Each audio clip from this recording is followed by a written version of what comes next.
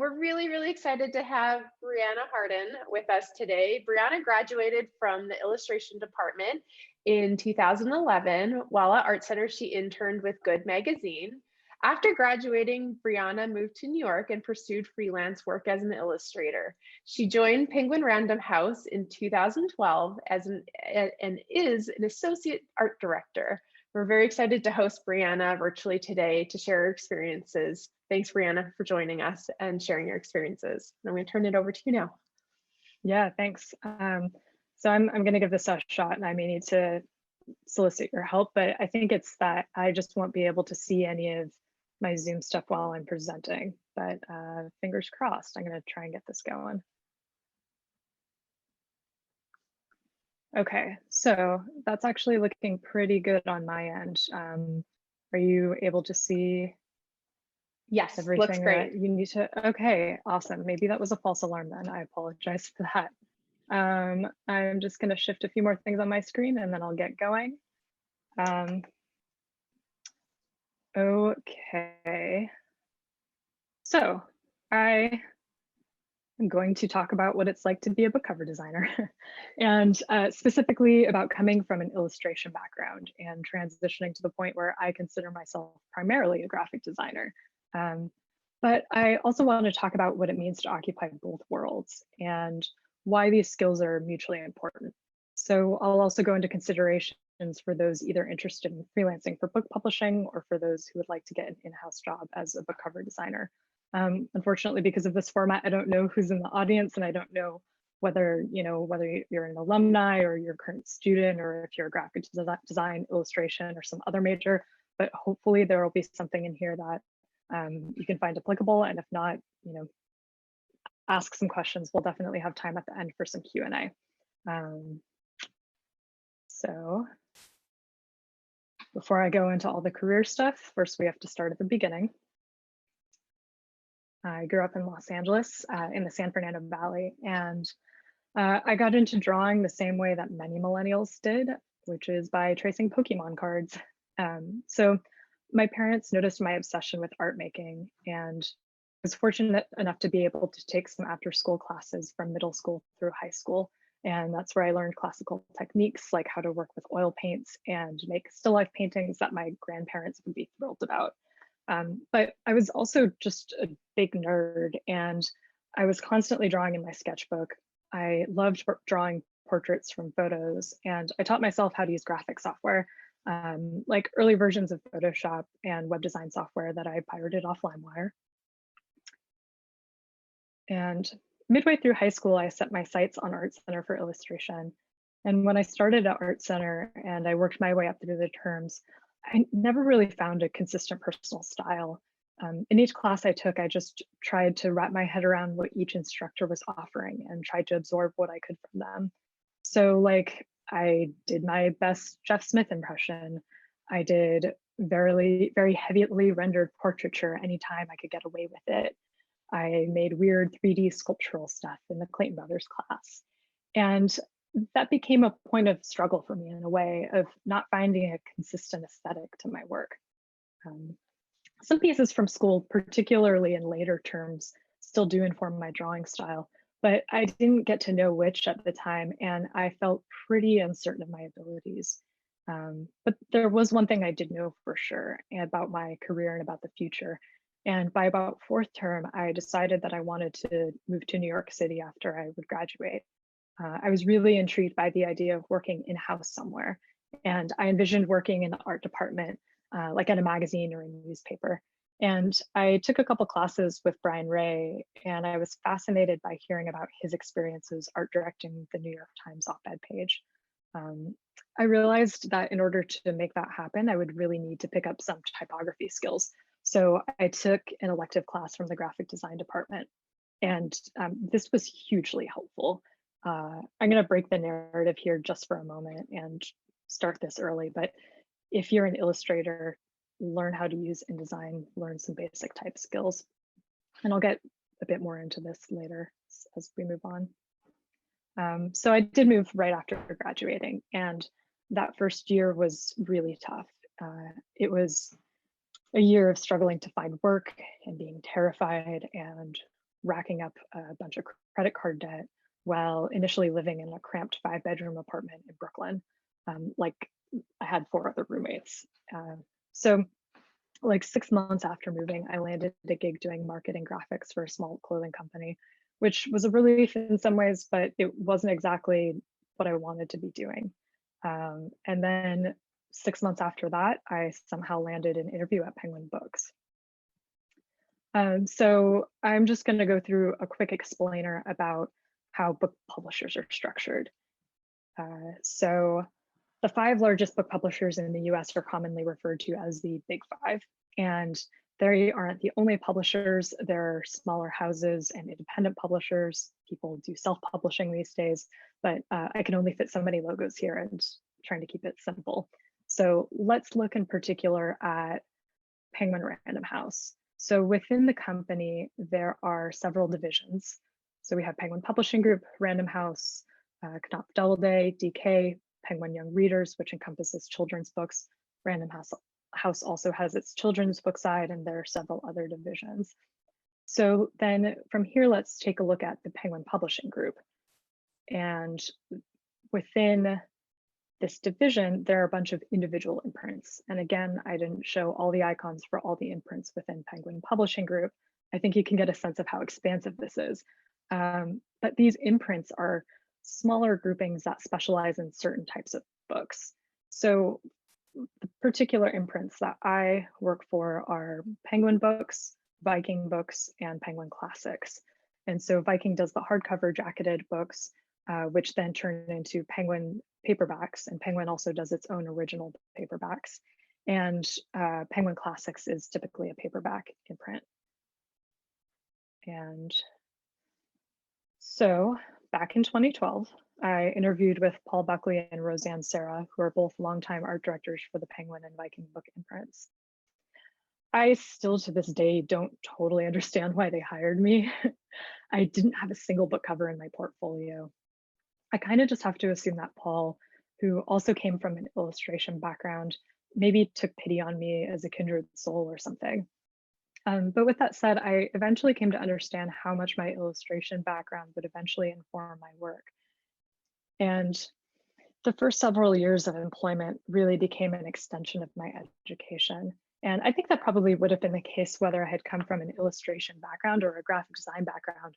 But I kind of had a chip on my shoulder because I felt like my degree isn't in graphic design. I kind of felt like an imposter, and I was trying to absorb so much at once. But as I became more comfortable, I also realized that actually book cover design was kind of the dream job I never knew I'd wanted, because I'm constantly getting to switch styles and play with new techniques with every cover assignment. And all of my uncertainty while I was in school and my ability to pin down a particular style was actually kind of benefit in this line of work. So for example, illustration composition skills inform my layouts. I often use handwritten type. I've had the opportunity to create illustrations for Penguin Classics titles. I work with manipulating imagery and type in Photoshop on a very regular basis. I can get technical with typography. I get to make Photoshop glitter tears sometimes. And sometimes I get to do image research that involves fluffy kittens. So you can see from all this why it's really easy for me to make the argument that every graphic designer should learn to illustrate. Every illustrator should learn confidence with typography. So I'm going to now zoom in on a few of these and talk through a bit through my process. So here on the left is an unused design from one of my very first covers 10 years ago. And this is a memoir about a punk rock musician coming of age in the 80s in New York City. And I started off with like boring type, wrong mood, cluttered composition. And my major mistake here was that I was trying to digitally distress my typography without really knowing what I was doing. There was a Xerox machine in our office. My art director wisely told me to use it. So I started printing out my type, running it through the photocopier until it completely distorted. And so then for my compositions, I started trying to emulate punk show posters. And the final cover wound up combining some of the iconography with a map of the lower Manhattan. So this is a novel from a few years ago that I designed. And for this novel, which followed the lives of two sisters in modern day Egypt and New York City, I worked with some illustrated motifs to give a sense of place and time. And for the final art, we found a painting made by an artist who lives in Egypt, which wound up being a really lovely pairing. So this one was a blast. In its initial draft, it was a 900-page long novel, a totally surreal narrative about aging sex workers in modern day San Francisco and about a young woman they all fall dangerously in love with. So for the middle design, I came up with the idea of pouring cement and imprinting the title type with metal stamps before it all dried, which was super fun to experiment with and also involved a lot of Photoshop. Like the pieces that you see were very much in various parts. And so I photographed it all and then pieced it and purposed it together in Photoshop. We didn't wind up going that direction, although we did send it to the author. We wound up going with this for the final cover. And so for anyone who's familiar with Volman's work, this looks absolutely nothing like the rest of his books, which span a pretty broad range of topics. So I was kind of amazed and really excited that we got away with this.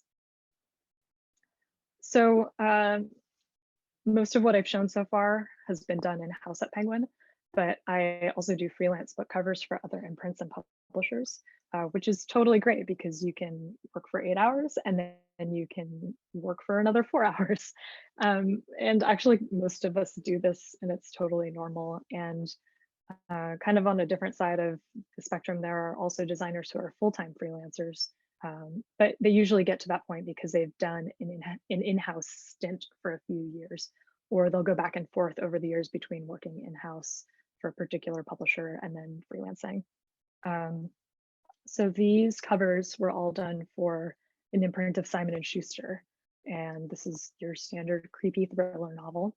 And so none of these made the cut, but I got to have fun experimenting. And this is a thing that happens time to time. Like when we're in-house, we kind of have to solve every problem one way or another. But when you're a freelancer, or if I'm hiring a freelancer as an art director, sometimes it just doesn't work out. And so you assign what's called a kill fee, which is a portion of the fee, and then you try other things. But in this case, as the freelancer, on the freelancer end of this whole exchange, like I can use these concepts for other covers I do in the future because they never really saw the light of day. They were never actually published.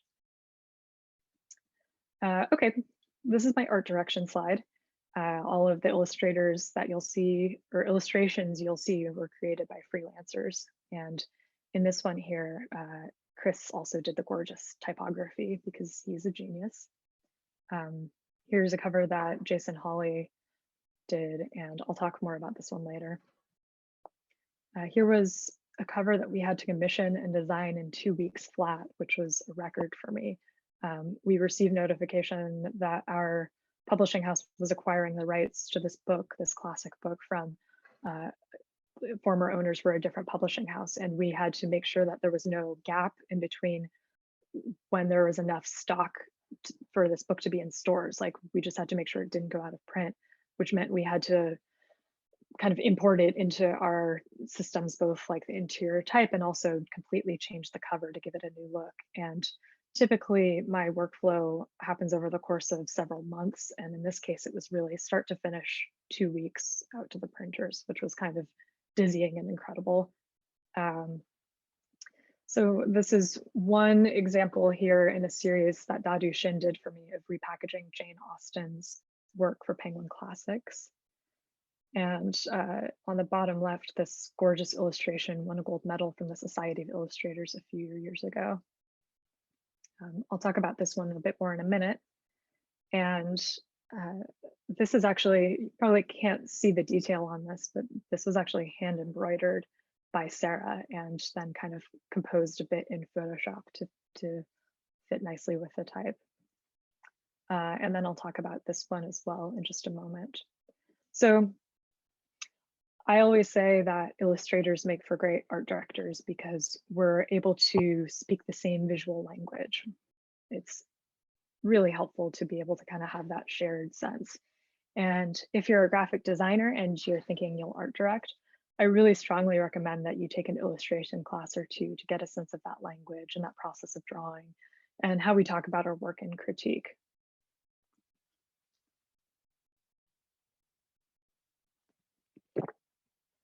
So I'm going to zoom in on a few of these covers in particular that I called out. This project was really fun. It was a trilogy of books that we put out in Penguin Classics, and then an omnibus edition there on the right collected all three books into one. So for the Classics edition, I asked the illustrator to create art that would work as a full panel if the books are all placed side by side. And then for the omnibus edition, I created handwritten type, and we worked together back and forth to make sure that the type and art would be able to complement one another, that we'd have space for everything, and that the art would still be visible under the type.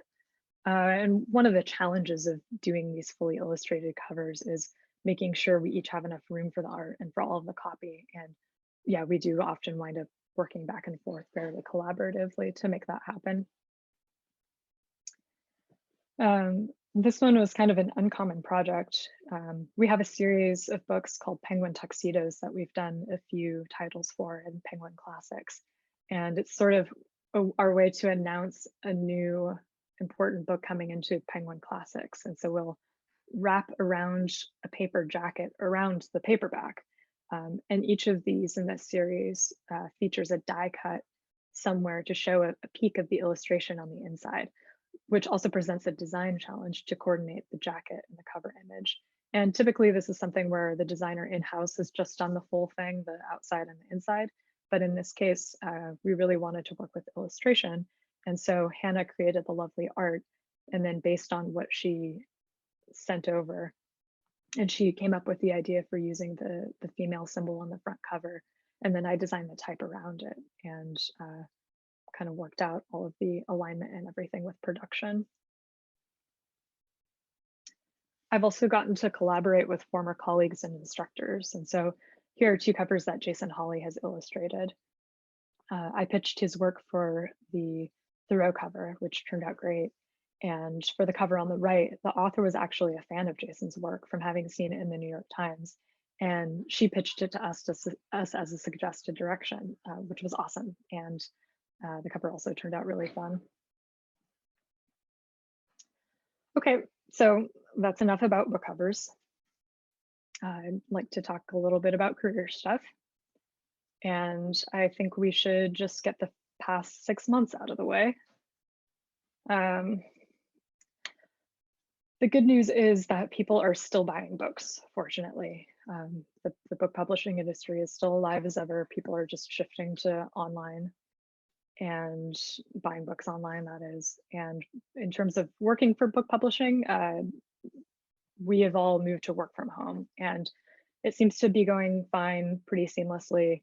And I personally have been enjoying it. I have a cozy home office. I don't have to commute to Midtown Manhattan every day. I get to play with my cat during lunch break. But there are definitely downsides to our workflow, and that's particularly on the production side of things.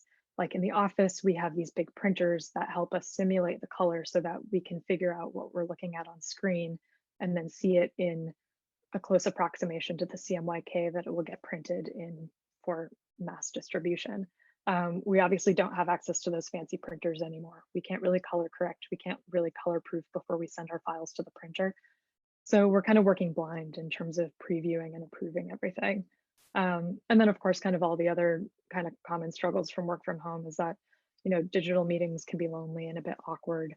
And I lose one of the things that really drew me to working in-house in the first place, which was the collaborative aspect of being in an office and, you know, working with peers who could, you know, share ideas and exchange support and feedback. So of course, how will this affect you either as a student or a young professional or somebody looking to shift careers? I don't really know, but I actually don't know how much it'll really change the fact that everything has started to shift online anyway. And so my best advice is to just be nimble, to learn how to do a lot of things, as you've been hearing me say so far. Illustrators learn typography, You can pick up graphic design projects or gigs to supplement illustration commissions, learn useful tasks. It used to be that you could graduate and work part-time bartending or retail while you ramp up a freelance career, but that's really not an option anymore. And if you want to learn book cover design, self-initiate, start redesigning covers for books you've recently read and add that to your portfolio. If you learn about book cover design, if you already know how to do book cover design, also add the skill of learning how to set copy so that you can create book interiors or do some magazine layout design. And there's always freelance work or in-house work to be had for those tasks. And it can definitely supplement your income while you're pursuing the work that you're most passionate about. So getting into the list, stop sending postcards, obviously. I'm not going to give you my home address, so they're just going out into the void at this point. Instagram is really important. Start hashtagging your work, start following other illustrators, designers, art directors, like their stuff, leave nice comments, be engaged in that capacity. And Pinterest actually works very much the same way. So many art directors are on Pinterest making boards for inspiration for the covers that they work on. And increasingly, it's actually been a really useful tool for helping me to find illustrators. And you sort of have this option of like, you can wait for other people to pin your work, or you can pin your own work and really proactively get it out there, and put your name on the bottom of every post so it's really clear who you are. And as always, email, totally important. And sending out like automated newsletters like via MailChimp or something like that is really great and a fantastic way to reach a bulk of people. But even better if you can personalize an email message, pick a few clients you're especially interested in working with, and write a few sentences that make it clear that you're familiar with the type of work that the art director commissions. So for example, I'll usually try and take the time to respond to somebody who does that for me. But somebody who just randomly sends me children's book illustration samples will get ignored because I don't hire children's book illustration. And if you looked at my website, that would become pretty clear. So I forgot to add this one last point to the list, but build an actual website. Make it easy to navigate. Don't just use Tumblr. Don't just rely on Instagram. Have an actual, web presence, like a homepage for people to find your work at. And taking all of this and applying it to those among you who might be interested in working in-house. Kind of all of the above. And then just start applying for jobs. And my notes disappeared for this one. Oh, found them. Okay, sorry about that. Research publishing houses. There isn't really an easy way to do this, but start following graphic design blogs that list design credits. There are even some book cover design specific blogs. Follow these people on Instagram. The art directors, follow them on Instagram. They post their own work. So you can get familiar with the type of illustration that they commission or the type of book cover design they commission. Make connections with these art directors via social media or email. And if you are interested in working in-house, specifically let them know that. You can reach out and say, hey, I'm interested in doing freelance work, but I'd also really love to get on board in-house eventually. Don't be discouraged by being ignored, because I think a lot of folks are just inundated with email. Don't stop sending updates just because you haven't heard back from somebody, but also, don't be a pest. I think like if I hear from folks every 4 to 6 months or so, it's a great kind of pace to be updated at, but I'm also not, being overwhelmed by updates from them. And so I used to talk up all the major New York City events like Illustration Week in November and the American Illustration Party, which is a part of it. And the Type Directors Club also does an annual book cover design night. But now obviously there's a lot less opportunity to rub elbows, which used to be kind of a great part of these events. Hopefully events virtual events will evolve back in a direction of facilitating networking, but it might take some time. And at least the good news for non-New Yorkers is that if these events successfully move to virtual, you won't have to pay for a plane ticket in order to attend them.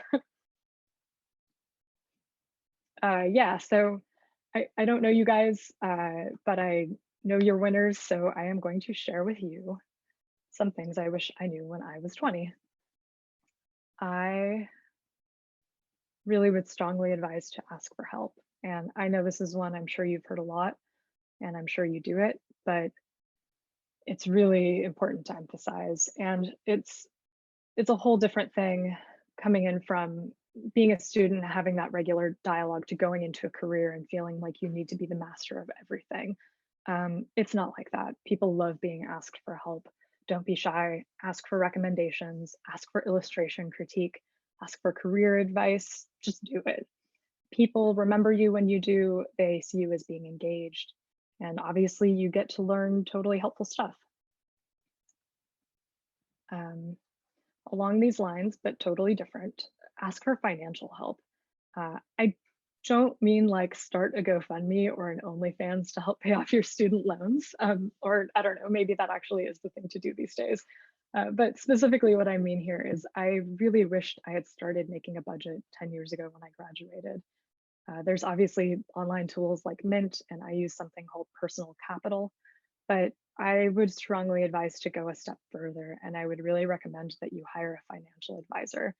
It could just be once for a single consultation, it could be once a year for a regular check-in, and it's not that expensive, and you can find cool ones that have experience specifically with creatives or self-employed or entrepreneurial freelancers, etc.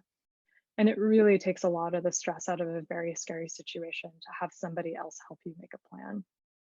I worked with one for the first time a year ago, and I really wish I would have done it as soon as I graduated. And along these lines, get renter's insurance. Just do it. This is like on a personal note, but there was a fire in my apartment building a year ago, and it would have destroyed my savings if I hadn't had renter's insurance at the time. It's at least where I live, it's pretty cheap. Like think like Netflix subscription amount of money each month. So like for that reason, I think it should be mandatory like car insurance is. And it really covers a lot of things, like all of your fancy technical equipment for, you know, drawing, painting, and using the computer. And it also even usually covers your phone, like if you're out and about and lose it. So just a few things to kind of take the stress off the financial aspect of things and to be able to focus on the stuff you want to focus on, which is, you know, your career.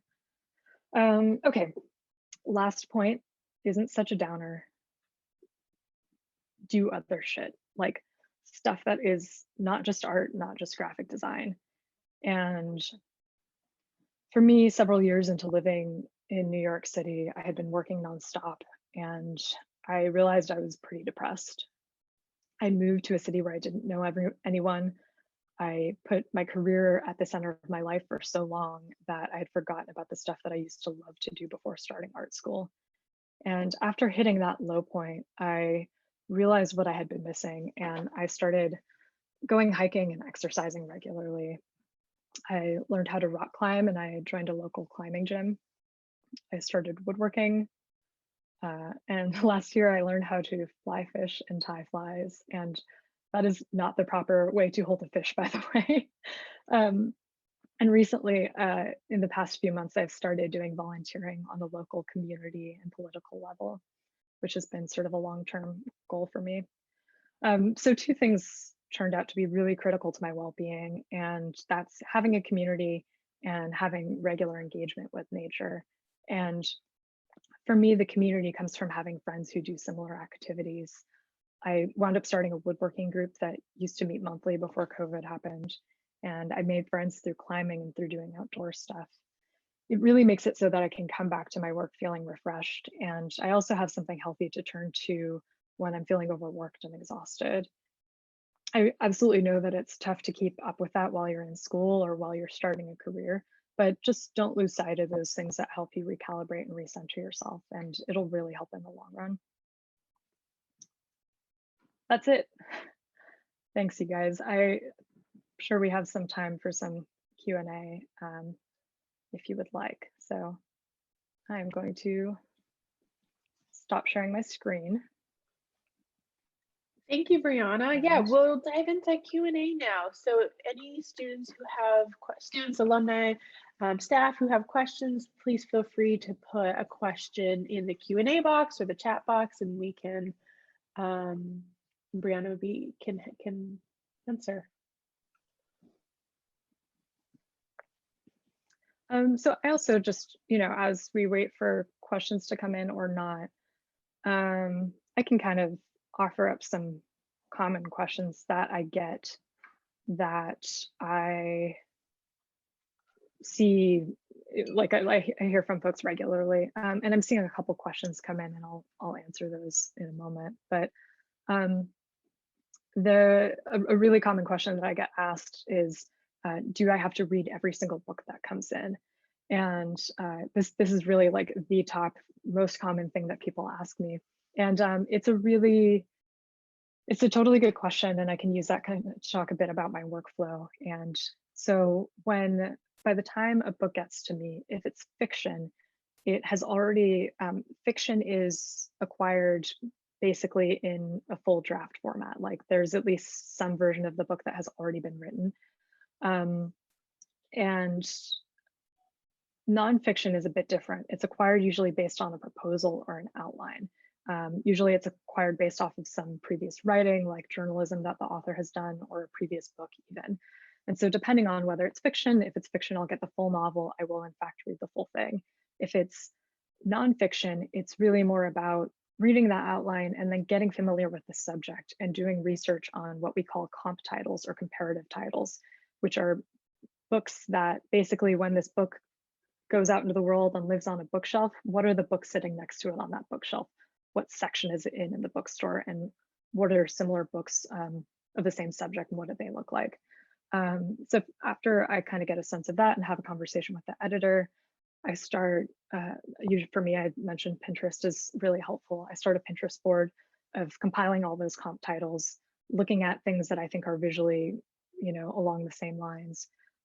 Based on that research, I'll start doing image research, whether it's photography, whether I'm hiring an illustrator, whether I think I'm going to create the imagery myself. I also start researching fonts within our in-house font library and database. And then once I kind of have all those separate pieces, I just start smashing it all together. Like I start dropping images into InDesign and dropping fonts and mixing and matching until something kind of starts to congeal. And once I'm happy with a set of comps, usually anywhere from 5 to 15, depending on what I'm working on, show it to my art director, work with them until it's at a good place. Then it gets shown to our editors and publishers in what's called a packaging meeting or a book cover meeting. They decide which go to the author, whether we have to go back to the drawing board, and then the author weighs in, and sometimes they have more influence, sometimes they just kind of have to take what they're given, and that cycle repeats until we have a fully approved cover. I'm seeing some questions come in asking about any positions open right now. So like I mentioned, I'm assuming in book cover design in the industry, right this second is a bit tough just because most publishers have experienced a hiring freeze on account of COVID. That said, like I mentioned, all of the major publishers, all publishers on their websites have a hiring board job information.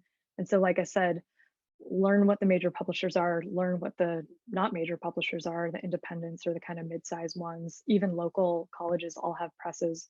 Go to their websites, look at their job boards. Looked on LinkedIn, Publishers Weekly, and Publishers Weekly is a main one that also has a jobs board and a regular email mailer that it sends out. So really just make the bookmarks, do that search on a regular basis. And increasingly, I've also seen when art directors are looking to fill a designer role, they'll blast it out on Instagram. So follow those art directors on Instagram. Like I said, look into the design blogs, find people's names, start a list in a database for yourself for you to follow up on. So I hope that helps with job search specifics. And it is a lot of legwork in the beginning, like learning the names of these places, figuring out their websites, and really taking the time to figure out, do they publish books that pertain to you?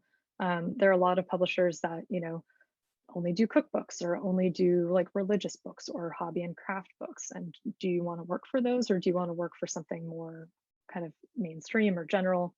That's kind of for you to figure out in that search.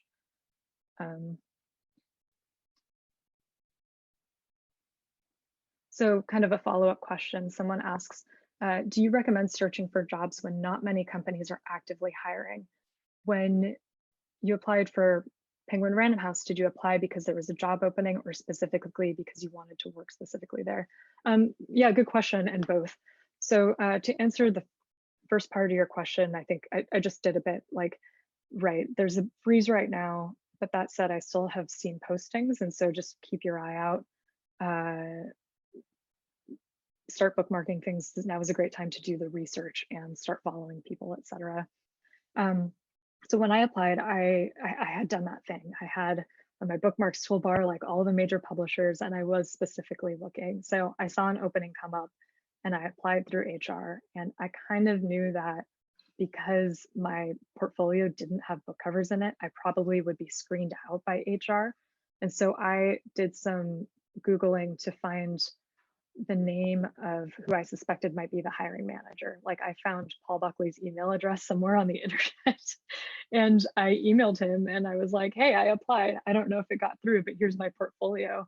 And I think I'm certain that's why I got a response, because I kind of subverted that HR system, which I'm not advocating for, but I am advocating for resourcefulness.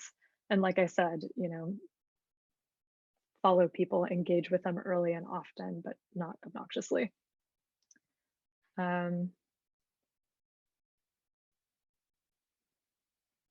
So I'm seeing a question about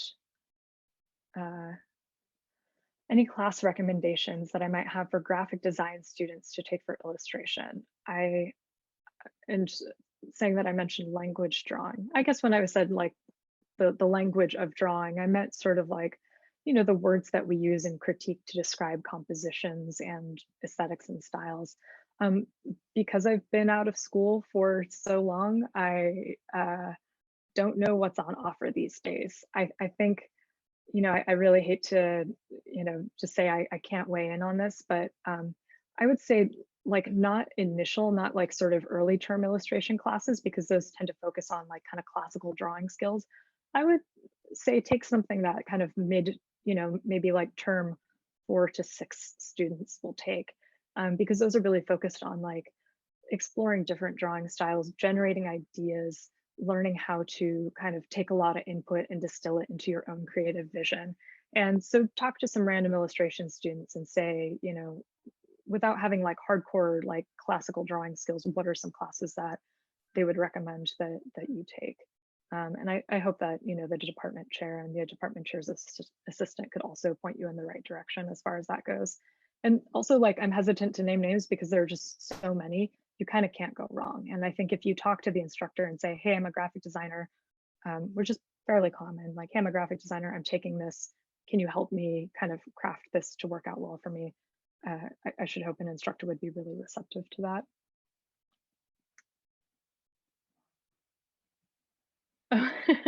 somebody thanked me for replying to their emails over the years. I try. I have, when I get emails from illustrators, and especially ones that are kind of tailored to me, I remember very much what it was like to be on the other end of that, to have been an illustrator, just like shooting emails out into the black hole void, and how it would like make my day to just even get like a, hi, I received this email kind of a message. So, I then kind of put that forward to any of you who eventually become art directors. Just like take a few minutes to look at someone's website and acknowledge that they're out there. I think it really kind of helps perpetuate well-being in this line of work. Someone asks, is Instagram an absolute must career-wise? Is it okay just to have a Pinterest and a website? This is a really big do as I say and not as I do, because I'm not the best about Instagram.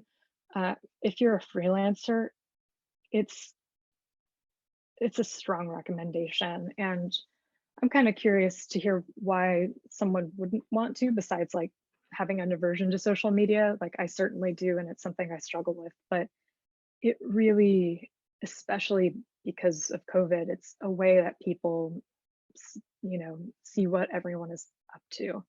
Um, Website is great, Pinterest is great. There's something about Instagram that allows for that instant feedback with commenting and liking, and even quick messaging that feels a lot more informal than a direct email. Like definitely don't blow up art directors' DMs, but like I'm just sort of saying that there's sort of like a casual, kind of low key and a perpetualness. Like if somebody emails me every week, I'm gonna be pissed. But if somebody likes my posts every week, I'll just be reminded that they exist, and I'll remember to occasionally check their feed and see what they've been up to. So I don't really practice what I preach, but I'd say just put an effort, even if it is a post a month or something like that. Um, and using hashtags really helps people find your work.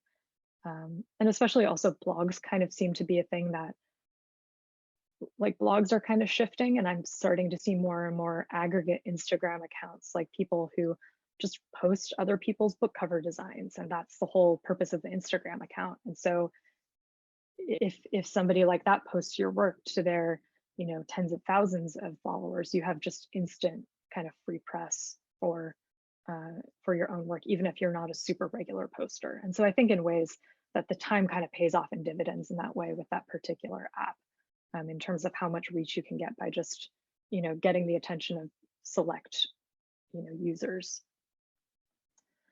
I'm looking at other questions.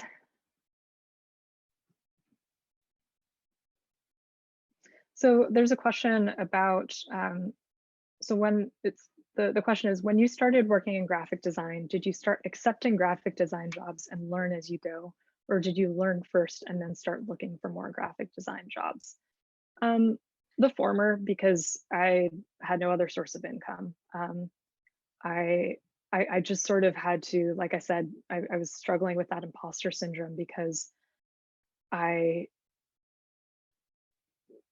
had just graduated. I had a certain skill set, but I had no idea how to work in the real world. And I just applied for everything I could possibly find. And some things were a waste of my time. Some things maybe opened doors.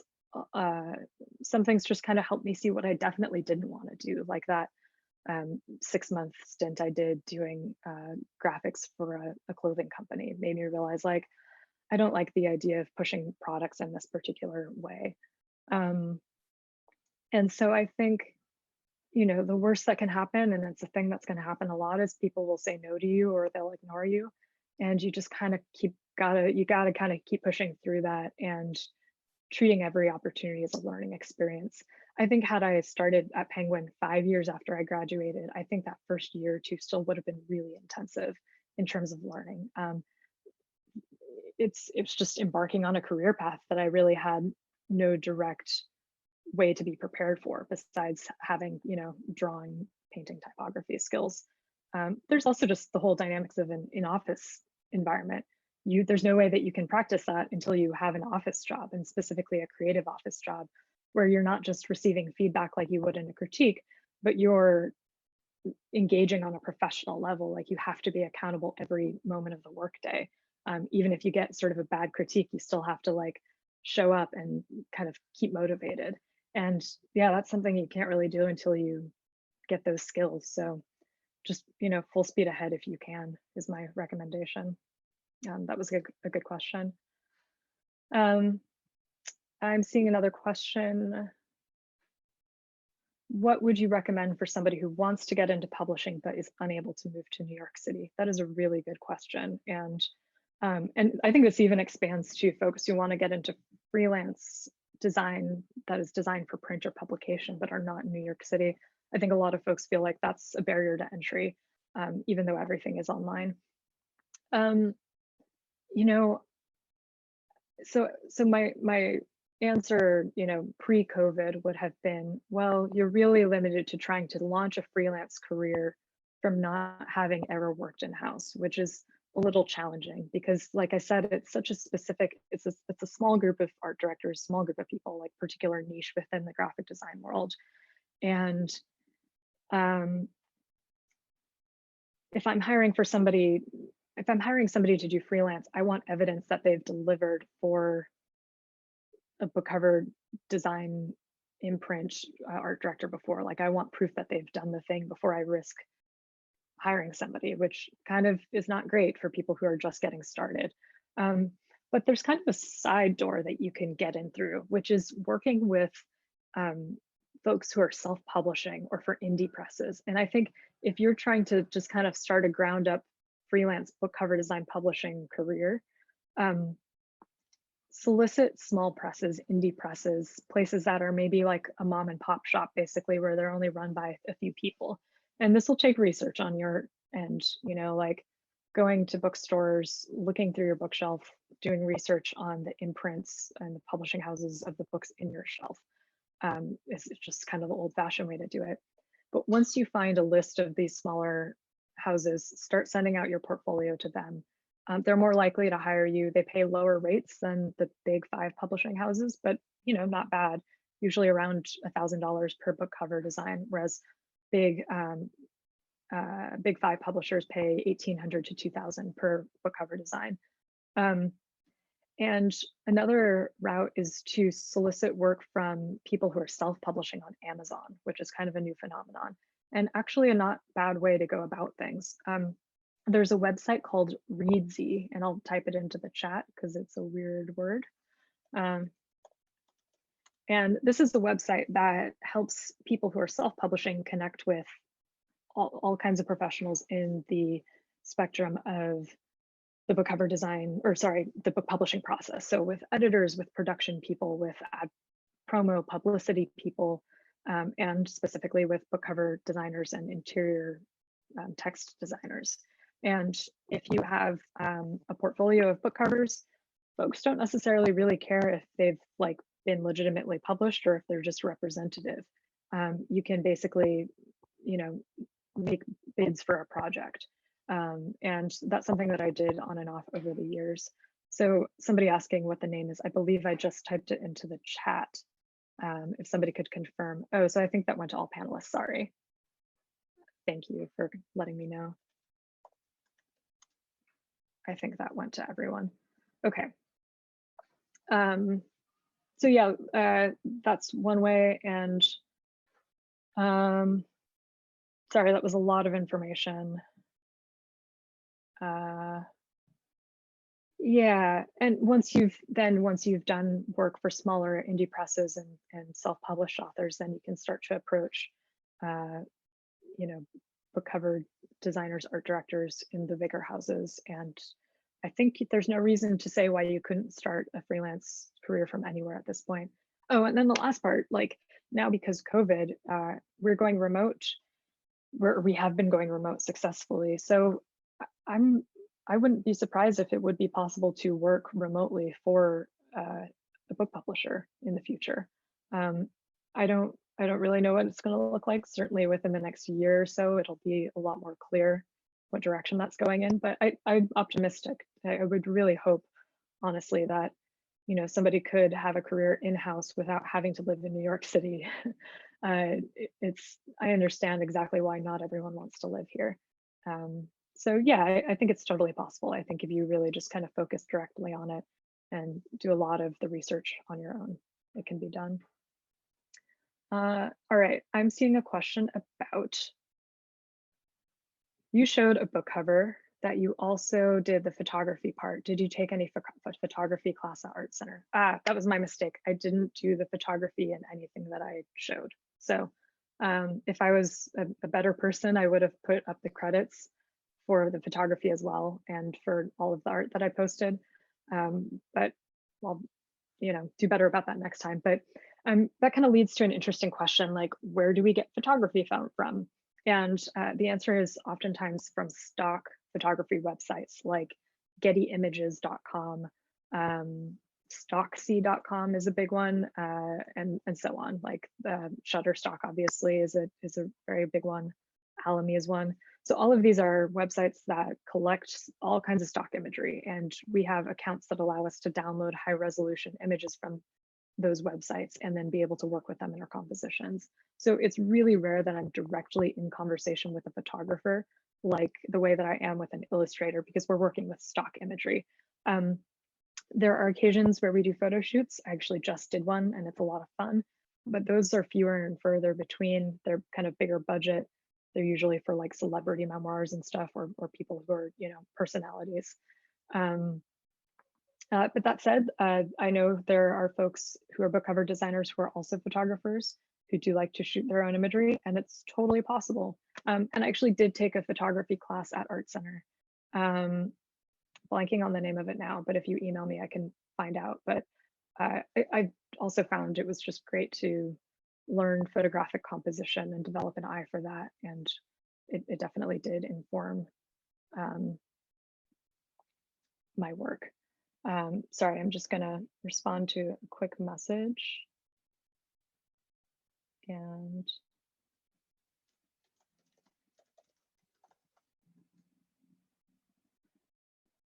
okay. Jason, hi Jason. Hand-drawn type, Jason asks, how is it commissioned? Where do you find type artists? What does it pay? So in this case, all of the hand-drawn type I featured was my own. However, there are art directors who don't do that, and so they will commission hand-drawn type, custom typography, especially like I don't really do vectorized typography, so I have commissioned folks in the past to kind of do vectorized, really shiny, nice type treatments. Where do I find type artists? Jason asks. And Pinterest and Instagram, that's really a great place to find people. And Jason's asking also, what does it pay for folks who do hand-drawn typography? Well, so if I had like a cover where I had a photograph and I wanted hand-drawn type on top of that, or I already had some illustrative imagery and I wanted somebody to do the typography, it would be less than a full cover fee. I think it would be maybe around like the 500 to 750 per cover range. It's kind of rare that we really kind of separate it out like that completely. Often if somebody is capable of doing hand-drawn typography, I'll just give them the full cover assignment and be like, here's all the copy, make it, make the focus of this the type, in which case it's kind of back to that kind of full $1,800 to $2,000 fee from a big publisher. So yeah, like if you specialize, if your thing is like you're a graphic designer and you can really do awesome custom typography, like book cover designers want to hear from you for sure. You should definitely market your work to book publishers. That's always, and I think especially if you can show examples of work in a book cover format or work where it's not just like one word giant, but you're dealing with a larger amount of copy. I'd love to get one word titles. I rarely get one word titles. So if you have examples in your work that yeah, deal with like a full sentence or phrase or several elements in a composition, I think that would be really convincing to art directors that you could handle a book cover design. Good question, Jason. Thanks for that. Great question from an anonymous attendee asking, do new writers have a say on how the cover should look? Very good question. There's a bit of a hierarchy where if, like basically in at least in my imprint, I can only speak for my publishing house, but my specific imprint, that authors, we really always try to meet the needs of an author. It's rare that or for a first-time author, it's rare that they contractually are allowed to veto, but we really do try hard to meet their needs. And there are often conversations, before the briefing, midway through, and closer to approval, just to make sure we're all on the same page. If you are an author who is a multiple best-selling author, we bend over backwards to make sure that the cover looks the way you want it to look. And so it really runs the gamut from first-time authors who, even though they don't have veto power, kind of wind up running the show because they're so particular, to multiple best-selling authors who are just the easiest, most lovely people to work with, and kind of everything in between.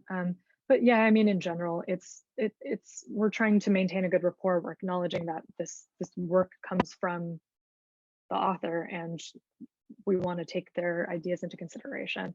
But also we ask that they consider that there are many other needs, namely like making sure that the audience understands what the book is about by looking at it. Like we really want to make sure that we're marketing it properly using the right cover. And so if the author's ideas aren't totally in line with that, we kind of try to find a happy middle ground.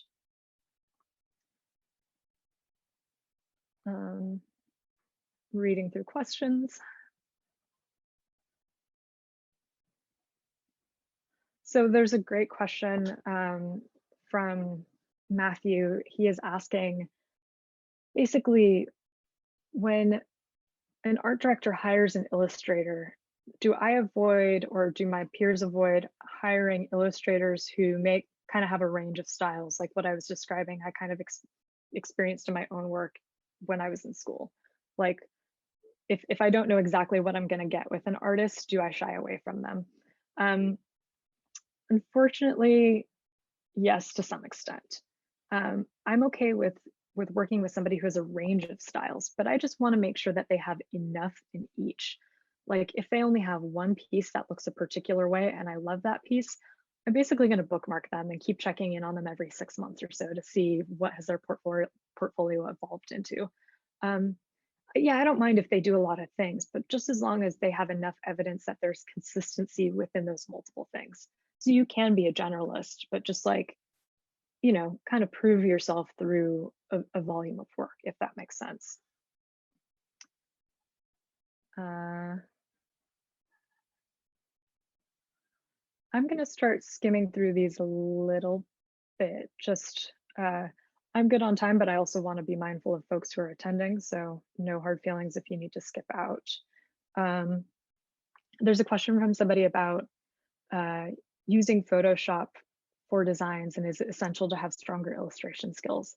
No, like I'm maybe not an oddity, but I sort of like in my peers, I work with like 7 other graphic designers in my immediate, or book cover designers in my immediate team, who we all work under those 3 imprints that I mentioned: Viking, Penguin Books, Penguin Classics. We each kind of have a different specialty. Like there's a guy who's really good with like modern kind of trendy typography. He doesn't do really any illustration, but his work is always like very bold, kind of strong, visually eye-catching. I have another peer who doesn't really have illustration background. She's really just from a graphic design background, and she also, she's really great with Photoshop. Like that's kind of her main thing, and she's really has an eye for great image research. I have another colleague who comes from a graphic design background, but he got stoked about illustration, and he basically started incorporating it into his work more often, and he's kind of brought that to the table more and more. So he started kind of the opposite from me: strong graphic design skills, not much illustration skills, but we've kind of like, he's fostered that aspect of his work in-house, which has been really wonderful to see him do that. So it really, like, and like I said, you can kind of come in with one set of skills and then start to challenge yourself by picking up others. Like, somebody asked earlier about photography, like start shooting your own photos and use those in your covers and learn how to manipulate them in Photoshop to make them work for a variety of genres. Like it's such a wonderful career path because you can just bring so much into it. There are a lot of folks who are great with working with collage, with kind of like textural, like even if they're not really great like technical drafts people in the drawing capacity, they'll do like gorgeous kind of abstract watercolors that they'll work into their work as texture.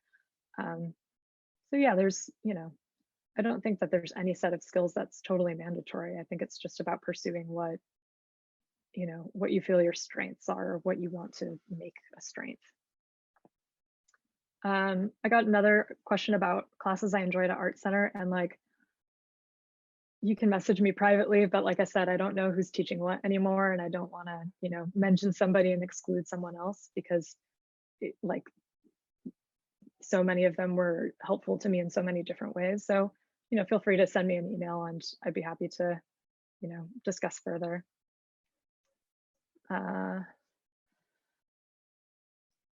So somebody asks a great question about turnaround time and asks what the typical turnaround time is and general breakdown of the process in designing book covers, exploration, iteration, final execution. Right, so great question. I talked about what the steps were and I didn't talk about the timing.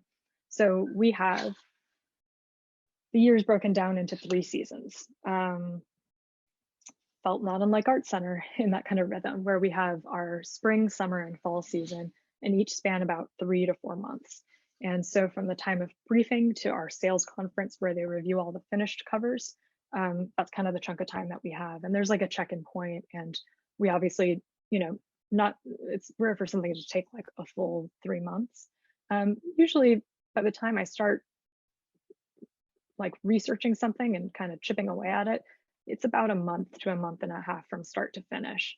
And, the reading and research is maybe like a week. And so mind you, I'm balancing several other covers at the same time while I'm doing this. So research and such is about a week or so, design is another couple of weeks. And then that leaves kind of the rest of the time for the back and forth between art director, editor, publisher, author. And I'm typically handling about 6 to 8 titles per season and 20 something per year basically. And those aren't all being designed by me, but it's a combination of what I'm designing, what I'm art directing, and what I'm kind of doing a bit of both with, or just kind of overseeing at the later stages. And so for a freelancer, like if you're a freelance book cover designer, typically 2 to 3 weeks is about the amount of time that you're given. Indie presses might be a bit more forgiving. And I really try to give folks 3-ish weeks if I can help it. But again, that's from us on the in-house side, getting the brief, figuring out who to send it out to, sending it out to somebody, and leaving enough time for all of the revision and back and forth. So it's like 2 to 3 weeks for that initial like brief to first deadline. But then after that, it often drags on for another several weeks to a month or so with those revisions, with kind of becoming a stop and go process at that point, where after I get that first good round of covers, the freelancer might not hear from me for a couple of weeks while I deal with internal stuff, between sharing it, waiting for author feedback, waiting for in-house internal sales feedback. So again, from brief to first round, about 3 weeks. From brief to when the freelancer gets paid, like, sorry, but it's like 3 to sometimes 4 months, just because we need to wait for that whole internal process of approval to take place. So it's really, and that's why I kind of was talking about like book cover design is great, but learn other skills so you can keep a lot of things going at the same time. Because if you're just starting out, it will burn to wait 6 months to get a paycheck for something that you did, half a year ago. But once you do get that rolling, that, it becomes sustainable.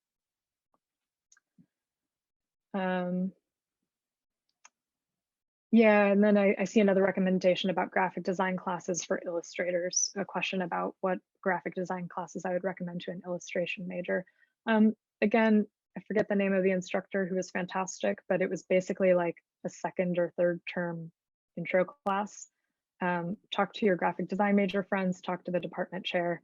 And specifically, I took something that taught me like how to set copy or how to work with like headline and body copy in a composition.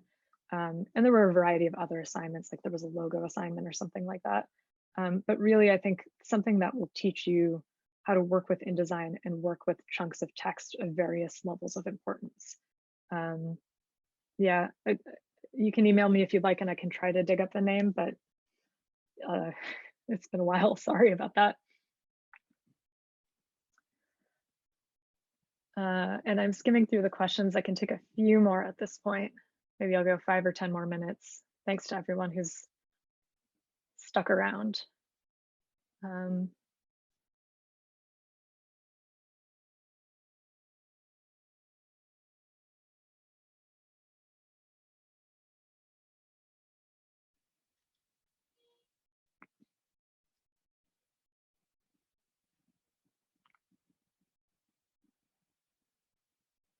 So I got a question from Ileana, and Ileana, I'm a little not certain about what your question is, so maybe you can jump into the chat. But are you asking about a question about how to work and communicate with an art director when a cover is assigned to them?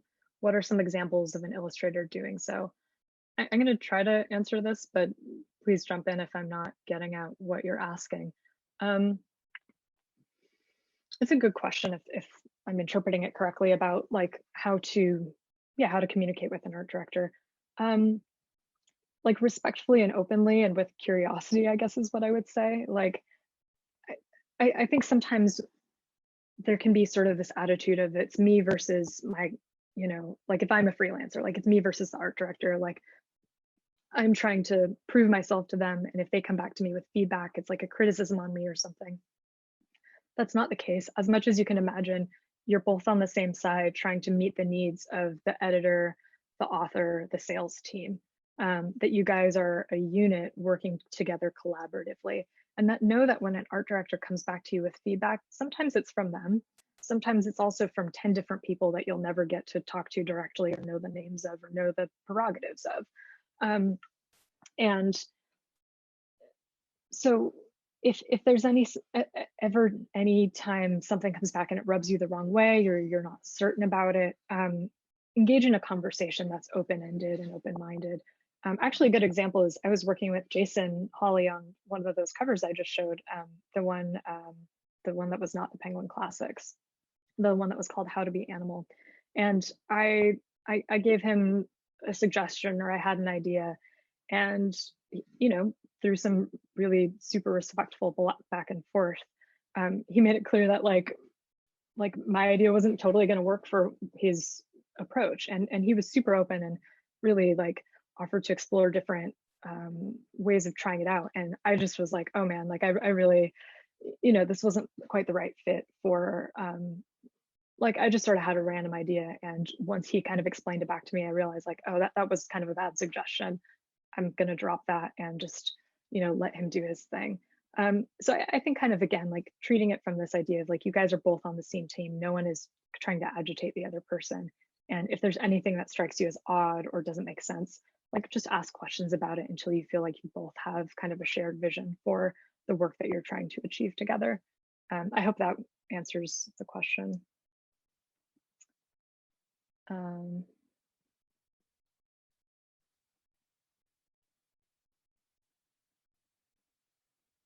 Reading through the questions. I'm going to take a couple more. Great question from Alex, who is asking about publishing house structure, divisions, and their respective imprints. And Alex is asking, does each imprint have a different art director? And when we send emails to publishers, is there a reason not to email everyone? Yeah, so like I said, I work for a cluster of 3 imprints, and those have different art directors even within that grouping. Sometimes a couple imprints will be managed by the same art director. Sometimes there's like kind of like middle art directors, and then there's like a top art director that manages all of them. And it's really complicated, and don't worry about it. Just send emails out there. So there's not like, you should email everyone. And just knowing that you don't totally know what the internal structure is, like you might reach somebody who's so high up that they don't actually do much art direction because they're an art director who manages art directors. And also like people art direct even when they don't have the name art director in their title. Like if you're going based off of like a database mailer list type service, anyone from the designer, senior designer level up will work with freelancers. So don't just target people who have art director in their title. And yeah, like I said, reach out to everyone, and then you can start to get a sense of who's more online, who's more receptive to emails, who's more active on Instagram. And you can kind of focus your energies on those people who are more responsive. But you can't find out who's responsive until you start engaging, so go for it.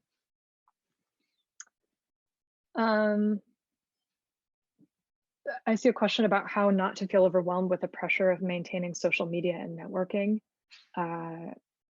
Yeah, I hate to leave you hanging, but I I hate it too. um, I found personally that there are apps that help you schedule posts. And so when I was more active about Instagram, I would basically set aside like 1 day a week, an hour or two, prep a couple posts, type them out, schedule them, and then not think about it for the rest of the week. And personally, the less I'm on those platforms, the better. So that allowed me to be like posting regularly without actually using the app all the time. So if you're the kind of person that just hates that constant engagement, look into ways that you can schedule posts, or like I said, 1 day out of the week, like, you know, focus, put on some good music. Like I started actually before COVID hanging out with a friend and doing it. And we would try to like have a hangout night where we did social media for a couple hours and like motivated each other to do it. And that felt a little less, lonely and absurd. Um, but yeah, I think just like portioning it out, treating it like a chore that you have to do. Like you got to clean the bathroom, you got to post a few things to Instagram, schedule a few posts, and get it out of the way. Yeah, I think probably other folks who are more engaged than I am could be more helpful with that. But yeah, I feel yeah, it's not fun. I don't think it's fun. But I think it is really helpful. Uh,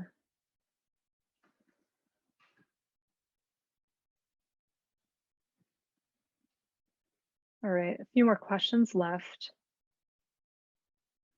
A quick one about, do I have a 9 to 5 schedule when I work in house? Yeah, it's an office job. It's 9 to 5. Even working remotely, we all try to kind of keep our email into those hours. Um, I think most of us have good personal boundaries where we're not sending emails at 7, 8, 9 o'clock at night.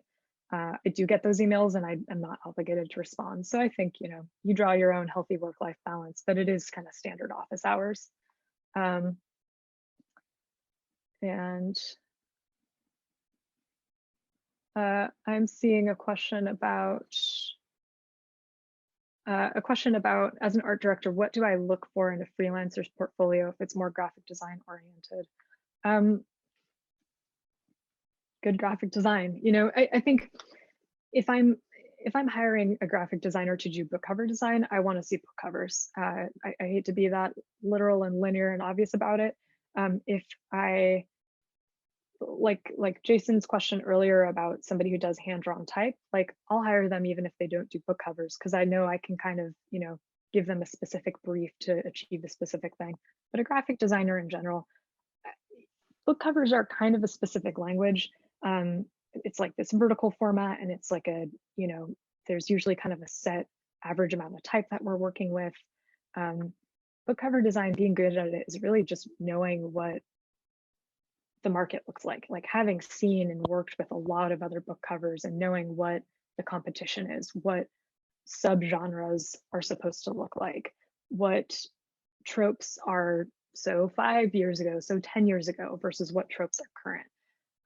And so that really, like if you're a graphic designer, you don't have book cover design work, challenge yourself, assign yourself assign yourself books to create covers for, and that will really, it shows the art director directly that you can handle that format, that you can think creatively within that space. It's really, I can't really think of an example of hiring a graphic designer that does not have book cover design experience in their portfolio. And if they do, it's just then, does their style match the type of book that I'm trying to create? Do they do the kind of work that I want to then show? Just kind of like with any kind of art direction, looking for somebody to do work for a project, like does it match?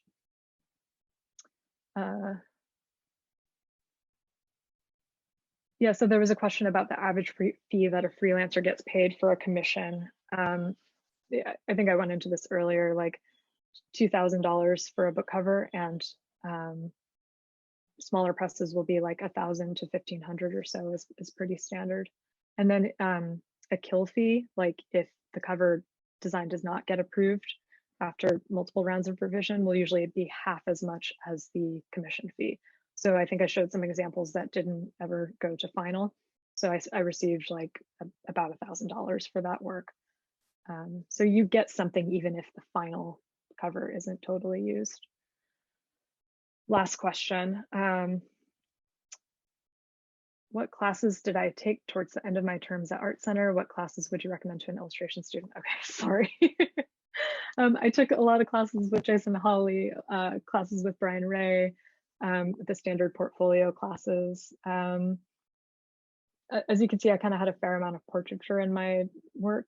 So I took a portraiture class. I took a photography class, took a graphic design class kind of later term. Yeah, and you can email me directly, but I think that kind of covers it. And the last question, would I be able to do quick portfolio reviews? Depending on my schedule, and I think also depending on how specifically your focus pertains to like what I'm able to advise on. Yeah, feel free to reach out and send an email, and I can try to accommodate, and especially if your timeline is more flexible. I'd be, and certainly like quick questions or quick, just send me, a website or send me your Instagram. Like, yeah, please feel free to reach out with any questions that you might come up with. I'm really always happy to, to take a look at work and to offer any kind of guidance. So I think that wraps it up.